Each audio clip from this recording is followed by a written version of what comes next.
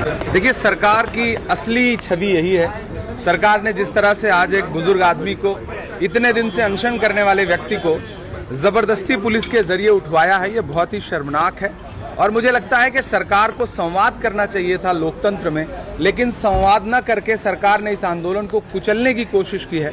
राहुल गांधी जी पूरे देश में छात्रों की गूंज नाम से संवाद कर रहे हैं, छात्रों के बीच जा रहे हैं, और जो छात्रों की पीड़ा है, 21 से ज्यादा बच्चों ने आत्महत्या कर ली, लेकिन न तो धर्मेंद्र प्रधान का इस्तीफा लिया जा रहा है, न प्रधानमंत्री कुछ बोल रहे हैं। आखिर प्रधानमंत्री इन 21 बच्चों की मौत के जिम्मेदार व्यक्ति को क्यों थपथपा रहे हैं उसकी पीठ?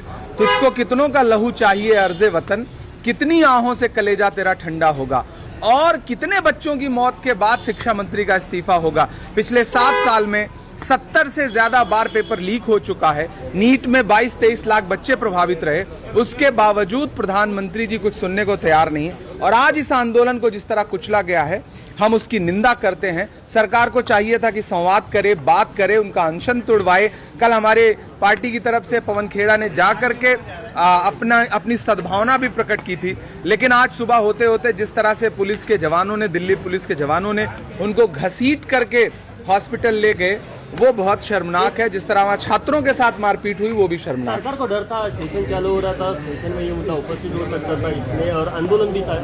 ये संसद किस लिए होती है? संसद का सत्र किस लिए होता है? ताकि जनता के मुद्दे उठ सकें। ऐसे में आप सिर्फ इसलिए कुचल दोगे, सिर्फ इसलिए किसी को सड़क पे घसीटोगे कि संसद का सत्र चलने जा रहा है, इसका मतलब सरकार बहुत डरपोक है, सरकार डरी हुई है, लोकतंत्र में भरोसा नहीं रखती। मोहन यादव का एक बयान आया, वो कह रहे कि एक से ज्यादा शादी करने वाले एमपी में नहीं रह सकते, अगर राम के एक तो रहीम के 4 क्यों हैं?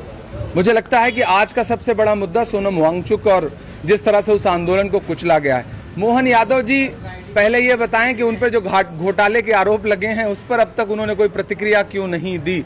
अब तक जिस निष्ठा और ईमानदारी की वो बात कर रहे हैं और जिन मर्यादा पुरुषोत्तम भगवान राम की बात कर रहे हैं, उनका कोई अनुयायी इस तरह से भ्रष्टाचार कैसे कर सकता है?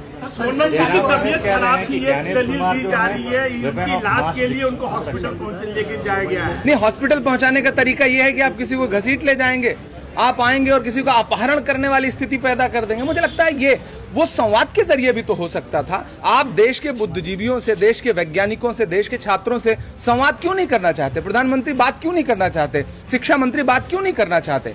बात ये होती है आपकी मंशा क्या है, आपके काम करने का तरीका क्या है। एक दिन भी पिछले 1.5 महीने से राहुल गांधी जी प्रोटेस्ट लगातार कर रहे हैं, इस सरकार ने बात करने तक की कोशिश नहीं की, उल्टा प्रधानमंत्री ने शिक्षा मंत्री की पीठ थपथपाई।